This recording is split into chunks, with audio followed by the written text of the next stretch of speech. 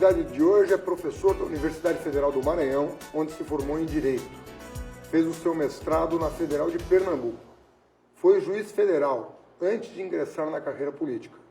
Foi eleito deputado federal e, mais recentemente, governador do Maranhão, com 63% dos votos válidos. Tornou-se o primeiro filiado do PCdoB a governar um estado da federação desde a cisão com o PCB em 1962. Boa noite, Flávio Dino. Boa noite, um grande prazer falar contigo. Uma honra ter você aqui. Queria que você falasse um pouquinho da economia, aí, mercado mesmo, economia privada do Maranhão. Qual é a fronteira de eventual expansão? O que você me diz do porto de Itaqui, que hoje é o de maior volume de mercadorias do país? Onde é que estão as oportunidades do Maranhão? Como é que você convida o investidor a olhar para o Maranhão? Nós temos uma vocação já instalada no que se refere à produção de alimentos. De fato, a produção crescente de grãos, soja, milho, algodão e outros produtos. Uma vocação brasileira, é um certo lugar que o Brasil acabou ocupando no mundo, e isso é positivo, não há dúvida. Então, no caso do Maranhão, isso se verifica com muita clareza. Nós temos crescimento da produção ano a ano, nesse ano também. A outra vocação instalada é ser um hub logístico do arco norte do país, pela felicidade de conjugarmos um complexo portuário com um porto público sob gestão estadual e 2 portos privados e um terceiro porto privado em construção, que conduz ao cenário de movimentação, muito em breve, de 300 milhões de toneladas por ano, portanto, a maior movimentação portuária do Brasil, considerando a soma do Porto da Vale e da Alcoa, o porto que está em construção com mais o porto público, nós teremos essa movimentação exponencial de cargas de vários tipos, várias origens e natureza, marcadamente grãos, granéis, líquidos, combustíveis, mas também produtos variados, minérios, fertilizantes, enfim, produtos industrializados. Então, nós temos o complexo portuário, 3 ferrovias que integram o Nordeste, também a região de Carajás, no Pará, e a Norte-Sul, chegando até a Estrela do Oeste, em São Paulo, uma espécie de coluna vertebral do desenvolvimento brasileiro. Essas 3 ferrovias chegam diretamente ao complexo portuário, além de rodovias, portanto, é um complexo logístico multimodal que faz com que você, olhando para a Amazônia, olhando para o Nordeste, vai encontrar o Maranhão ali no Arco Norte como principal vértice desse sistema logístico dessa região do país, podendo servir não só como plataforma de exportação de produtos, mas também para importação de produtos, tendo em vista que, em ambos os casos, temos proximidade com os grandes centros consumidores e produtores do mundo, pelo Canal do Panamá, a Ásia, Estados Unidos, a Europa, pela posição setentrional que nós temos a 2 graus da linha do Equador. Então, são 2 grandes vocações de hub logístico, produtor de alimentos, e nós procuramos sempre, permanentemente, diversificar essa matriz econômica, buscando agregar condições para a verticalização de cadeias produtivas, que é o nosso principal objetivo.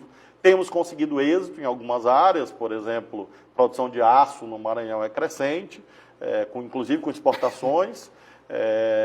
Essa via atinente aos fertilizantes é muito importante, porque é um passo a mais na cadeia do agronegócio, e buscamos isso mediante incentivos fiscais, benefícios, nos termos da lei, para que com isso nós tenhamos a diversificação da economia, porque quanto mais plural ela for, melhor significará em termos de agregação de valor para o nosso Estado. Então, além disso, nós temos o turismo, num momento bastante bom, em face dos Lençóis Maranhenses, do Centro Colonial de São Luís. Então, também há uma oportunidade ampla atinente a esse setor. Nós estamos agora ofertando um portfólio de parcerias com o setor privado, de PPPs, no sentido amplo da palavra, visando exatamente dinamizar esses segmentos e, com isso, obtermos mais empregos e mais oportunidades para o empresariado local. 3 perguntas sobre essa questão ainda. Eu vejo informações desencontradas na imprensa sobre 3 questões que eu queria a tua opinião. Primeiro, a questão do gás. Questão do gás no Maranhão. Afinal, tem ou não tem gás? As reservas são importantes. Ele é viável economicamente. Segundo lugar, há informações sobre a questão da refinaria. Ia ser pública, agora parece ter um projeto privado. Como é que está a questão da refinaria? Faz sentido uma refinaria no Maranhão? Está muito distante ou não dos centros consumidores? Como é que você vê isso? E, obviamente, que eu não posso deixar de perguntar da base de Alcântara. Qual que é a tua opinião sobre isso, uma vez que ninguém discorda de que aquilo ali é um espaço geográfico privilegiado que tem que ser explorado, inclusive comercialmente. O que se discute é se o acordo que foi submetido ao Congresso é o melhor acordo em função dos interesses americanos da região, vis-à-vis o interesse de outras potências. Também querem utilizar a base de Alcântara para lançamento de satélites, foguetes e assim por diante. Primeiro, o gás é de fato um produto importante no nosso estado hoje, utilizado mais fortemente para a produção de energia elétrica. Nós desejamos que haja outros usos do gás existente. Conversamos sempre com o setor privado nessa direção, não só o uso veicular, mas também o uso industrial. É o nosso grande objetivo. Além do gás, nós temos um crescimento da geração de energia eólica no nosso estado. Parques eólicos foram instalados já durante o nosso governo, estão em processo de expansão. Também, portanto, nós temos um potencial já em exploração no que se refere à geração de energia. No que tange à refinaria, nós continuamos perseguindo esse objetivo, porque consideramos que é de interesse nacional. Nós não podemos retroceder no lugar do Brasil no mundo e nos transformarmos apenas em produtores de óleo bruto. Nós já temos um déficit de refino, objetivamente, no Brasil, com a economia mal do jeito que está. Então, se a economia voltar a crescer... E há interesse privado na refinaria? Sim, há. Há empresas de outros países, da China, nós já prospectamos com empresas chinesas, indianas, de alguns países do Oriente Médio, e há hoje entendimentos preliminares, é verdade, com empresas de vários países, uma vez que há o déficit de refino, objetivamente. Nós temos óleo bruto e nós temos mercado. Mesmo que se pense que está distante, no caso do Maranhão, dos polos mais dinâmicos do sul-sudeste, por outro lado, nós sabemos o grande crescimento que a região nordeste, norte e centro-oeste tem, por exemplo, na produção de grãos. Isso tudo consome também derivados de combustível e as populações, as atividades econômicas, de modo geral, demandam produtos refinados de petróleo. Então, como negócio, eu não tenho dúvida da altíssima viabilidade da instalação de uma refinaria no Maranhão. Infelizmente, fatos atinentes a problemas que são públicos e notórios, no que se refere a uma deficiência de planejamento da Petrobras, fizeram com que a refinaria pública, que seria conduzida pela Petrobras, não se concretizasse. Mas há, em contrapartida, a meu ver, um amplo espaço para um conjunto de investimentos privados. É um projeto de maturação um pouco mais longa, mas eu não tenho dúvida que é uma questão de tempo. Ou seja, em algum momento... Ou seja, está na sua mesa. Sim, está, e estará na mesa dos próximos governos, e em algum momento, nos próximos 10 anos, essa refinaria estará funcionando, porque corresponde a uma necessidade objetiva do país, porque nós não podemos abrir mão da soberania energética, e a capacidade de refinar petróleo é inerente à soberania energética. Entra muito derivado por Itaqui, claro, né? sim, sim. Então já entra por ali. Isso, o que prova que a necessidade existe, né? Nós, agora, nesse mês de agosto, quebramos o recorde de movimentação portuária em Itaqui. E uma das razões foi o crescimento da importação de combustíveis. Exatamente a sublinhar que a necessidade econômica, a necessidade social existe, exatamente comprovada pelo crescimento de investimentos em tancagem. Nós temos hoje um investimento de 1 bilhão e 400 milhões de reais na área do Porto de Itaqui, investimentos próprios nossos, investimentos privados, e em larga medida está no segmento de tancagem para estocagem de movimentação de combustíveis, mostrando que, de fato, é um mercado importante. E, finalmente, sobre a base de Alcântara, nós temos uma posição que foi expressada no voto da deputada Perpétua Almeida, em dois sentidos. Em primeiro lugar, é claro que a soberania nacional deve ser preservada e defendida, e isso é um valor fundamental, um imperativo constitucional, e, portanto, não concebemos a ideia de alienação daquele segmento do território nacional ou dos equipamentos ali contidos. Não, definitivamente não. É claro que a base de Alcântara pertence ao Brasil e a soberania nacional deve ser exercida em sua plenitude. Consideramos, contudo, que um acordo de salvaguardas tecnológicas com qualquer país do mundo, porque eu lembro bem que eu fui relator de um acordo de salvaguardas tecnológicas com a Rússia, quando era deputado federal. Praticamente todos os países do mundo, o Brasil também, ao celebrarem relações comerciais, vão exigir a proteção da chamada propriedade intelectual. Ninguém vai ceder gratuitamente segredos industriais, segredos comerciais, porque se o fizer está desrespeitando o investimento público que a sociedade deste país fez para desenvolver a tecnologia. Então, o acordo de salvaguardas tecnológicas em si mesmo não ameaça a soberania. Na sua prática, é um desafio, mas não é um desafio inerente ou decorrente do instrumento jurídico. O instrumento jurídico, acordo de salvaguardas tecnológicas, pode e deve ser feito com qualquer país do mundo. Nesse caso específico, o acordo não impede que a base de Alcântara amanhã seja usada por outros países, uma vez que os Estados Unidos... E é o Brasil que decide? Claro. Sempre. Sempre, a não ser, há uma ressalva, aqueles países que não integram o sistema de tratado de não proliferação de armas nucleares, que é uma cláusula, a meu ver, justa e, inclusive, alinhada com as posições internacionais do Brasil. Então, se amanhã o Brasil quiser sediar ou receber o lançamento, por exemplo, de um artefato, de um veículo lançador de satélites do Canadá, poderá fazê-lo, ou da França, poderá fazê-lo, da Itália, poderá fazê-lo. O que o acordo diz é que se a tecnologia utilizada por qualquer país do mundo, por qualquer empresa privada do mundo, for de origem norte-americana, determinados procedimentos têm que ser observados. Se a tecnologia não tiver nenhum componente, nenhum processo vinculado à tecnologia norte-americana, o acordo sequer incide nessas relações jurídicas que possam ser eventualmente celebradas entre o Brasil e qualquer outro país. De modo que o acordo eu li, reli e posso assegurar a todos os que nos assistem com toda seriedade. O acordo em si mesmo não viola a soberania nacional. Bom, amanhã pode ter um governo que descumpra o acordo? Infelizmente sim. Pode ter um governo que vá além do acordo e imagine que a administração de Alcântara deve passar para outro país, numa espécie de locação, numa cessão. É claro que, infelizmente, pode haver, depende do que as urnas decidirem em cada pleito presidencial. Mas o acordo em si mesmo, ele viabiliza a exploração comercial da base, que esse é o principal. É um patrimônio do Brasil que está inutilizado há praticamente 4 décadas, um grande investimento público. Nós já tentamos isso por vários caminhos, programa aeroespacial próprio. Infelizmente, houve aquela explosão em 2003, resultando na perda de vidas humanas, inclusive.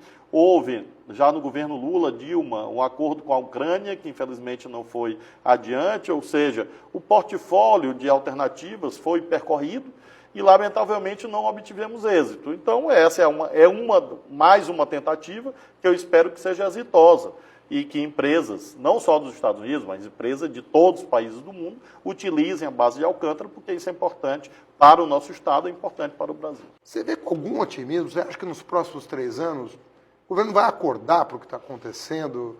Agora, as luzes das pesquisas de opinião, que são severas em relação ao governo, a impressão que dá que o governo está criando um mundo paralelo.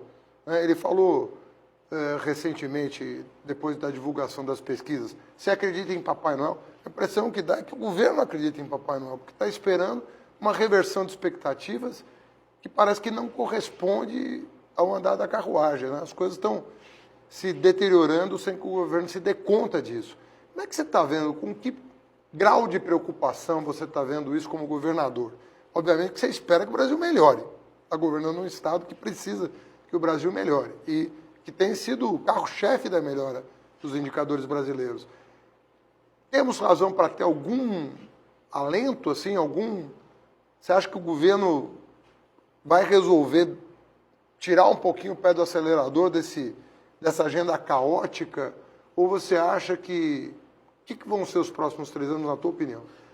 Eu sou católico apostólico romano, eu sou cristão, eu tenho muita fé, realmente, fé em Deus e fé na vida. Né? Então, eu, baseado nessa fé, e numa leitura autenticamente patriótica do Brasil, eu espero sinceramente que sim, que as coisas melhorem, que de algum modo haja uma reflexão coletiva por parte do governo federal, daqueles que o cercam, e vejam que essa posição extremista não conduz a bons resultados, como você mesmo alude, as pesquisas de opinião pública e os dados objetivos da gestão econômica estão mostrando exatamente os desacertos profundos aos quais o Brasil tem sido submetido. Então, de um lado, eu me agarro na minha fé e no meu otimismo patriótico de que as coisas melhorem. Porém, objetivamente, quando eu paro para olhar os indicadores objetivos, ainda não consegui enxergar este caminho. Então, abstratamente, eu torço por uma coisa e, ao mesmo tempo, no plano da leitura dos fatos, eu enxergo essa espécie de realidade paralela a determinar decisões públicas que acabam conduzindo a desastres, mesmo, como você menciona, na temática ambiental. Houve faíscas que foram emuladas dos altos escalões da República, que se transformaram no solo concreto da Amazônia nessa tragédia dos incêndios. A sabedoria popular sempre diz que o exemplo vem de cima. No momento em que o presidente da República, que é o maior líder da nação, eleito como tal, de modo pouco ponderado, de modo pouco reflexivo, induz a determinadas práticas, isso chega, na realidade concreta, de modo ainda mais exponencial, de modo desastroso, como nós vimos nessa temática do meio ambiente ou mesmo dos direitos humanos. Então, quando ele profere algo preconceituoso, do ponto de vista regional, social, eu fico imaginando, não em relação a mim, eu fico imaginando, porque eu sei e tenho como me defender. Eu fico imaginando os indefesos, aqueles que menos têm voz, e que acabam sendo massacrados física ou moralmente em razão da proliferação de preconceitos que são estimulados por determinadas declarações supostamente bem-humoradas, mas que na verdade são profundamente graves. Então, eu torço, espero, como disse, movido pelo meu otimismo e pela minha fé, que isso mude. Ou seja, ainda há tempo para que o governo compreenda que ele não deve governar para poucos, para uma minoria, tampouco deve governar apenas para os mais ricos. Embora nós tenhamos visto agora nas pesquisas mais recentes que até os mais ricos estão descontentes, mas por vezes há uma tentação de agradar aqueles que têm mais poder econômico, aqueles que acham que eliminando direitos vão desenvolver o Brasil, e ao mesmo tempo isso conduzindo a um descuido objetivo, criminoso, contra milhões e milhões de desempregados, por exemplo. É um governo que não fala de emprego, não fala de políticas sociais, parece não se preocupar, portanto, com dramas agudos e irreversíveis. Porque quando uma família, um pai, uma mãe, experimentam o desemprego prolongado, isso significa danos, não só patrimoniais e não apenas para o pai ou para a mãe, mas também para os filhos, para os netos, que vão se privar, por exemplo, de oportunidades educacionais para sempre, porque terão que ingressar precocemente no mercado de trabalho e amanhã não retornarão para a escola. Então, são danos de profunda dimensão, danos a gerações de brasileiros, em razão dessa visão extremista, agressiva e antissocial, antinacional, que, lamentavelmente, está sendo a marca do atual governo federal. Eu espero que esses indicadores de pesquisa, mostrando uma acentuada deterioração da imagem do presidente da República, se preste a uma correção de rumos no governo, mesmo ele mantendo a sua visão à direita, uma sua visão de direita, mas que haja algum tipo de ponderação e de respeito a posições diferentes, de maior diálogo. Acho que isso será bastante útil para o próprio governo federal e, sobretudo, para o Brasil.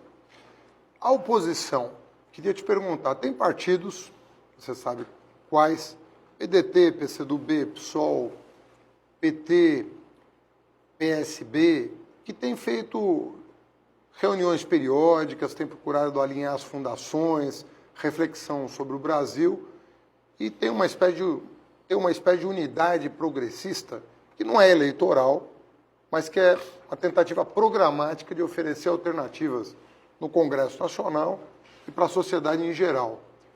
Como é que você está vendo o papel dessa oposição, que é, digamos, a oposição verdadeira ao governo Bolsonaro? Aquela que se constitui como tal e que oferece uma perspectiva alternativa.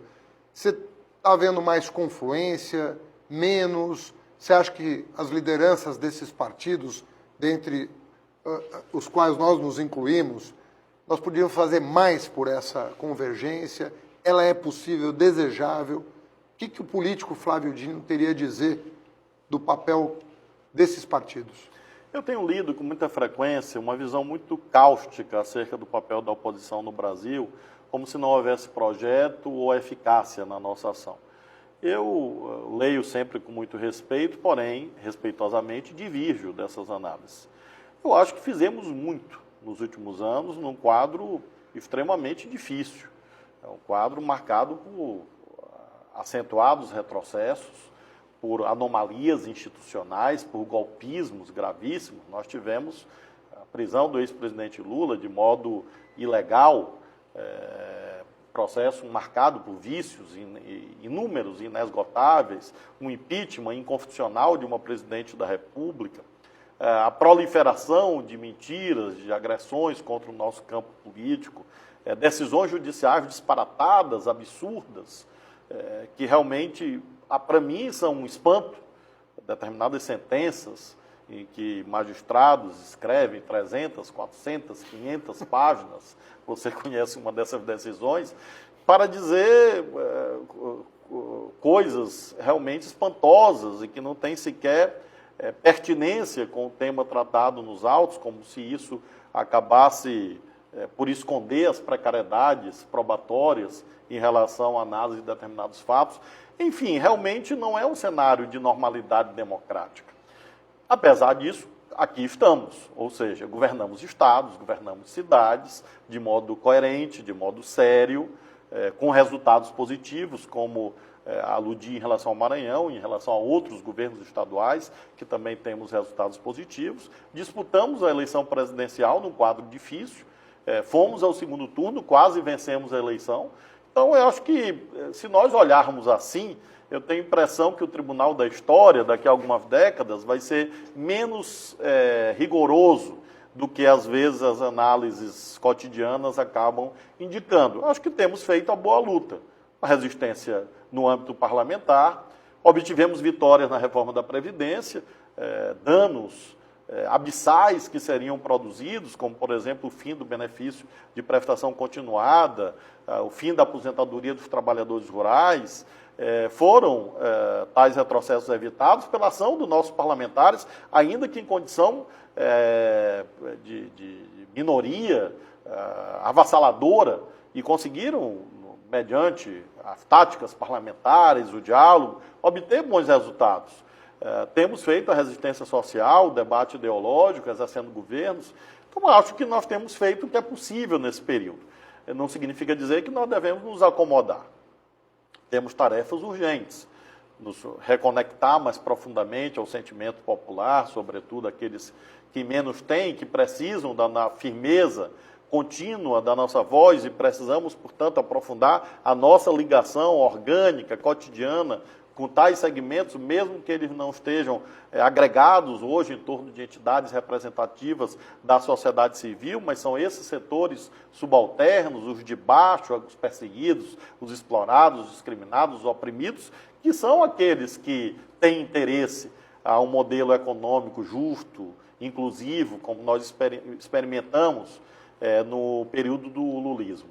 Acho que, portanto, nós temos esta tarefa, temos a tarefa da unidade, sim, e creio que temos avançado nesse sentido. Acho que há um clima de muita cortesia, de muita cordialidade entre várias lideranças do campo nacional popular, e isso é uma pré-condição. A conversa, o diálogo, temos a eleição de 2020, em seguida de 2022, e eu acredito que nós vamos vencer. Nós teremos um resultado bastante bom em 2020. Acho que vamos ganhar muitas prefeituras desse campo que não é do extremismo de direita, do campo, portanto, não bolsonarista. Acho que vamos ter ótimos resultados eleitorais, unidos, Vamos trabalhar para isso e vamos vencer a eleição presidencial em 2022, eu tenho certeza disso. Deixa eu te fazer uma última pergunta, nosso tempo está já esgotado. Eu sou muito crítico da concentração dos meios de comunicação em pouquíssimas mãos. Você vive uma situação muito peculiar, né? Porque você vive num estado em que a concentração é máxima e num país em que a concentração é média, mas ela existe. Como você opera a tua relação com os meios de comunicação no plano local e no plano nacional? Como é que você vê essa situação? Porque um dos ingredientes da saída da crise é a comunicação mais franca, mais aberta, mais legítima.